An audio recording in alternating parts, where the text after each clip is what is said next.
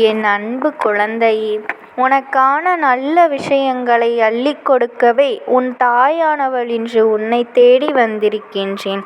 என் பிள்ளையே, உன் வீட்டு கன்னிப்பெண் தெய்வம் உன்னோடு தனிமையில் பேச காத்து கொண்டிருக்கின்றது. எனக்காக 2 நிமிடம் ஒதுக்க முடியுமா என் பிள்ளையே? என் பிள்ளையே, நான் கூறியபடிதான் உன் வாழ்வில் ஒவ்வொன்றாக நடக்கப் போகின்றது. உனக்கு நான் அளித்த வாக்குகள் எல்லாம் இன்று அளிக்கப் போகின்றது. எல்லாமும் நான் சொல்லபடியே நடக்கப் போகின்றது. இன்று ஒரு நாள் மட்டும் புரிந்து உன் வாழ்க்கையில் இந்த நாமத்தை திறந்து கேட்டுப்பார். காலத்தின் கட்டாயம், விதிக்கப்பட்ட விதி, உனக்கும் எனக்குமான இறைத்தொடர்பு இருக்கின்றது. நீ செய்த புண்ணியங்களின் பலன் நீ எனக்கு பிள்ளையாகவும் நான் உனக்கு தாயாகவும் உதித்து கொண்டே இருக்கின்றேன். உனது பாரங்கள் அனைத்தையும் நான் சுமக்கவில்லை என்றாலும் உனது நிலை என்ன என்பதை சற்று யோசித்துப்பார். என் தங்கமே, வேதனையிலிருந்து உன்னை முழுமையாக விடுவிக்கவே நான் அவதாரம் எடுத்து வந்துள்ளேன். உனக்கு அவ்வப்போது அறிவுரைகளையும் ஆலோசனைகளையும் கூறி வருகின்றேன். ஏதோ என்றும் கூட உனக்கு ஒரு ஆலோசனை செய்தியை கூறத்தான் வந்துள்ளேன். இப்பொழுது ஒரு பணியை முயற்சி செய்து கொண்டிருக்கின்றாய். அந்த பணி எதுவாக இருப்பினும் வெற்றி பெறும். அதிலிருந்து நிலையாக விலக நினைக்காதே. தேவையில்லாமல் உன் மனதில் குழம்பிக் கொள்ளாதே என் நீ ஒரு முடிவு எடுப்பதற்காக தவித்து கொண்டிருக்கின்றாய். என்னை கேட்காமல் எந்த முடிவையும் அவசரமாக எடுக்காதே. அனைத்தையும் நான் அறிவேன். எல்லாமும் உனக்காக மட்டுமே என் பிள்ளையே. எப்பேற்பட்ட சூழ்நிலையிலும் என் நாமத்தை மட்டும் உச்சரித்து கொண்டே இரு. நான் என்றும் நீ இருக்கும் திசையில் அவதரித்து கொண்டுதான் இருக்கின்றேன். எவர் நினைத்தாலும் என்னை தடுக்க முடியாது. எல்லா இடத்திலும் நான் ஜெயித்து கொண்டுதான் இருக்கின்றேன். உன்னை யார் என்று உணர்ந்து கொள்ள மனதை ஒருநிலைப்படுத்த பழகிக்கொள். உன்னை நீ மாற்றிக்கொள். எப்பொழுது என் ஆலயத்தில் உன் காலடியை வைத்தாயோ அப்பொழுதே உன் கர்ம பலன் நீங்கியது. நீ செய்த பாவங்கள் அனைத்தையும் போக்கிவிட்டேன். படிப்படியாக அனைத்தும் உன்னை விட்டு விலகிவிடும். உன் வாழ்க்கையை நீ விரும்பியபடியே வாழப்போகின்றாய். என்னிடம் நீ கேட்ட அந்த செல்வம் பொன்னை உன்னோடு வந்து சேர்க்கப் போகின்றேன். உன்னிடம் உள்ள குறைகள் நீங்கி நீயும் ஒரு நிறைவான வாழ்க்கையை வாழத்தான் போகின்றாய். என் அன்பு குழந்தையே, நீ காத்திருந்த வாழ்க்கை உனக்கு கிடைக்கப் போகின்றது. என் செல்லமே, இவையெல்லாம் நடக்கும், இப்படித்தான் நடக்கும் என்று எத்தனை நாட்களாக நான் உன்னோடு கூறிக்கொண்டிருந்தேன். அப்படியே நடக்கப் போகின்றது. நான் கூறியபடிதான் அத்தனை நிகழ்வுகளும் நடக்கப் போகின்றது. நாளை முதலே அதற்கான மாற்றம் நிகழும். இனி உனக்கு நம்பிக்கை வரும் அளவிற்கு உன் மனம் மகிழும்படியான நம்ப முடியாத ஆச்சரியங்களும் நிகழப் போகின்றது. நம்பிக்கையோடு இருந்தால் நிச்சயம் நல்லதே நடக்கும். எப்பொழுது ஒரு முடிவெடுக்கும் சூழ்நிலையில் இருக்கின்றாய். ஆனால் எப்பொழுதும் ஒரு குழப்பமான மனநிலையில்தான் இருந்து கொண்டிருக்கிறாய்.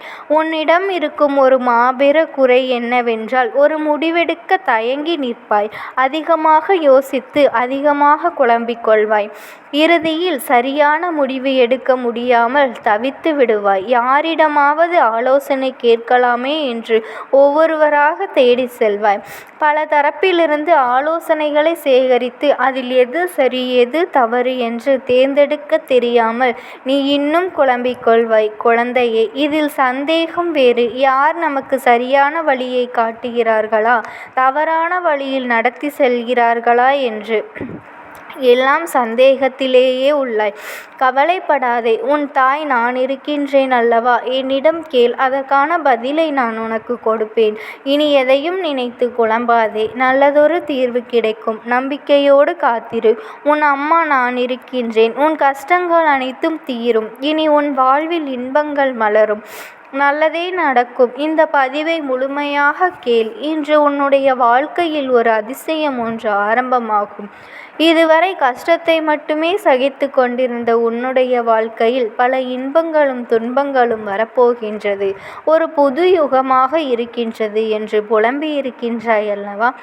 நான் இதுவரை எத்தனை எண்ணங்களை பார்த்திருக்கின்றேன். எத்தனை பேர் வந்தார்கள் போனார்கள். அவர்களில் பெரும்பாலானோர் இப்படித்தான் உன்னை போல் புலம்பி தவித்தார்கள். சிலர் மறந்து போவார்கள். சிலர் இடிந்து போராடினார்கள். எல்லாம் முடிந்து வேறு ஜென்மம் எடுத்து கழித்தார்கள்.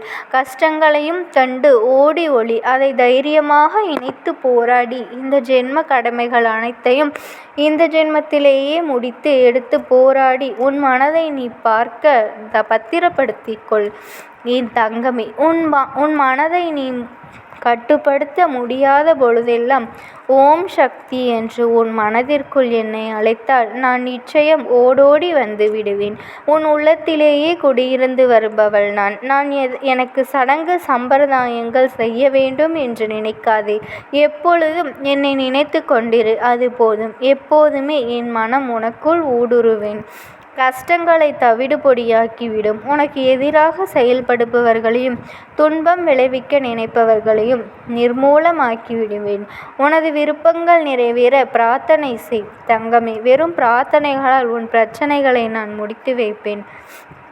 எனது பக்தன் 1000 மைல்களுக்கு அப்பால் இருந்தாலும் ஒரு குருவியின் கால்களுக்கு கயிறு கட்டியிருப்பது போல உன்னை நான் என்னிடத்தில் கொண்டு வந்து சேர்ப்பேன். என் தங்கமே, உன் வாழ்க்கை இனி மிக சிறப்பாக வாழ்வதற்கே உனக்கு ஒரு வாய்ப்பை கொடுக்க வந்தேன். வாழ்க்கையில் தேடலை மனிதர்கள் தொலைக்கக்கூடாது.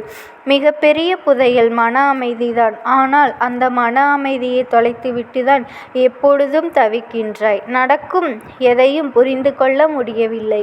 ஏன் இப்படி நடக்கிறது? என்ன கவலைகளால் துடிக்கின்றாய், கவலைப்படுகின்றாய்?